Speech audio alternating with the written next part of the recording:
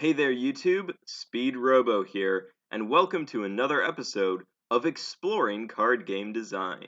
It's truly hard to understate the historical importance of Magic the Gathering. Magic was the first modern TCG and even coined the term trading card game. Magic the Gathering is still the most popular TCG to this very day. Nearly all modern trading card games take influence from Magic the Gathering in some form. There is so much to be learned about game design from studying this massively impactful work. However, the game is far from perfect, and that is something that we can learn from as well. Therefore, today I would like you to join me on a journey through time as we take a look at questionable or controversial design and management decisions, starting with some of Magic's very first cards to the present day incarnation of this legendary game.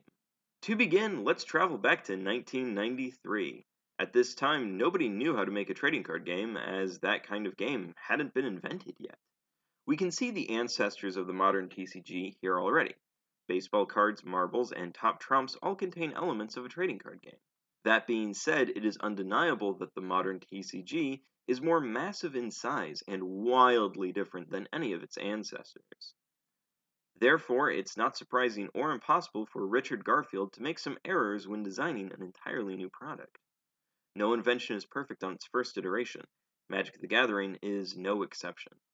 Many of these missteps in Magic have been improved on by other designers in other games, as it is human nature to learn from our peers and improve on their work.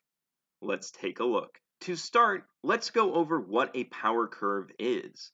In short, a game's power curve is a plot of all cards in the game, with the y-axis being power and the x-axis being cost. If you want a more in-depth explanation, check out Extra Credits' video on power creep. Links in the description. So, a power curve of a balanced game should look something like this, with all the data points representing the cards in the game tightly clustered around the curve. Nearly from its inception, Magic the Gathering had cards so far below the curve they would never see play, and monstrous cards massively above the curve. My evidence? The Power 9. The Power 9 is a group of cards widely considered to be the most powerful cards in all of Magic. All 9 of these cards were printed fairly close to the start of the game in 1993 and 1994. I'm sure that most folks out there have heard of the most famous of the Power 9, the Black Lotus. All of the Power 9 are restricted or banned in nearly all formats of Magic. The Power 9 were not broken because of some combination of cards that were released later. They were simply and objectively better than everything else around them. How did these cards get printed? Why were such broken cards allowed to exist? The simple answer is that they weren't obviously broken with the knowledge that the designers and testers had back then. Every designer of every game is bound to make some mistakes. That's why testers exist. However, no game tester on the planet had experience testing trading card games. Today, testers for trading card games have played dozens of different games and have spent years doing so. In 1993, no one was truly able to push the game to its limits yet, and that's why I think the Power 9 happened. Next, I'd like to take a look at player interaction.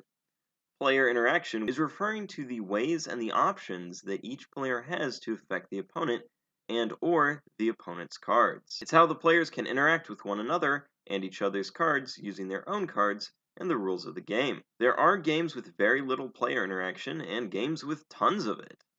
I'd like to give some examples. Starting on the low end of the spectrum, we have games like Hearthstone. Hearthstone has almost no way for players to affect their opponent when it is not their turn. Even abilities that do activate during an opposing turn are resolved automatically with no input from the effect's controller. This can have players feeling bored or without any control, as there is not much to do during an enemy turn. They just have to sit there and watch. An example of a low to middle side of the spectrum is Cardfight Vanguard. For the most part, the non-turn player cannot do anything during the turn player's main phase. However, the defending player in combat gets the opportunity to play cards every time the enemy attacks. This system makes it so that the turn player gets to go about their main phase as they wish without any interruptions, and it gives the non-turn player the chance to make the most out of the situation by giving them a chance to play their own cards and power up as well. An example of a game in the middle to high range of player interaction is Future Card Buddy Fight.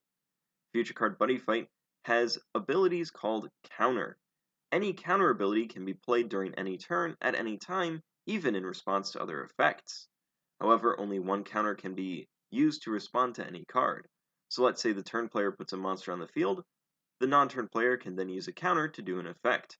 Once the counter has been played, that's all, folks. All currently pending abilities and effects must resolve in last in first out order. This system makes it so that the non-turn player has options to respond to the turn player, but there is a limit to how much they can respond. An example of a game on the high end of the meter is Yu-Gi-Oh! Yu-Gi-Oh! Has a system known as Chain. Many effects can be played in response to other card effects. There is no limit to how many effects can be in the chain at one time. This system can feel very frustrating and make the turn player feel like they never had a chance to play anything at all. And where does Magic fit?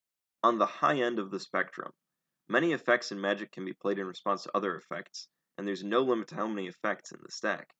While it is more up to your opinion over whether or not this is bad, it is undeniable that a system like Magic's makes control decks very powerful. This system can make for frustrating matches, especially for new players. It's no fun to play a game where every move you make is instantly countered and punished. I have found that games tend to benefit from finding a happy medium between too much and too little player interaction. Let's talk about land cards next. From its conception, Magic the Gathering has used land cards. Land cards are a type of card that can only be played once per turn and are used to cast spells and summon creatures. Every game needs to have some way to pay for costs, some way to restrict what can and cannot be played. Magic's land system is not a good way to go about it. All land cards must be included in the main deck. Each player may only play one land per turn, and generally, land cards do nothing except produce mana. This means that players' decks must be crammed full of cards that are frequently useless. If you have more than one land in your hand, you're holding on to a dead card. Furthermore, I'm sure that many viewers out there have heard of mana screw. A player is mana screwed when they do not have enough mana to play cards. This generally happens off of unlucky draws, where a player will draw little to no land cards, preventing them from utilizing most cards in the deck, or draw way too many land cards, giving that player next to no useful cards in their hand to play. Mana screw is typically not caused by the players, and generally isn't fun for anyone involved, as it prevents the game from being played as intended. Now, let's take a look at how other TCGs have improved on Magic's land concept. First off, Force of Will. Force of Will effectively has the same thing as land, however, all of FAU's land cards are kept in a separate deck from the main deck. Each turn, the player has the option to play the top card of their land deck, giving them one land per turn without clogging up the main deck and without Mana Screw being a component of the game. Next, let's take a look at how Duel Masters handles its mana. In Duel Masters, every single card in the game can be played as a land. This still gives each player the one mana per turn, still keeps the different colors of mana, but it prevents Mana Screw in its entirety. Lastly, let's see how Hearthstone does it. Hearthstone doesn't use cards for its mana system, but instead uses a turn counter. Every turn, one more mana.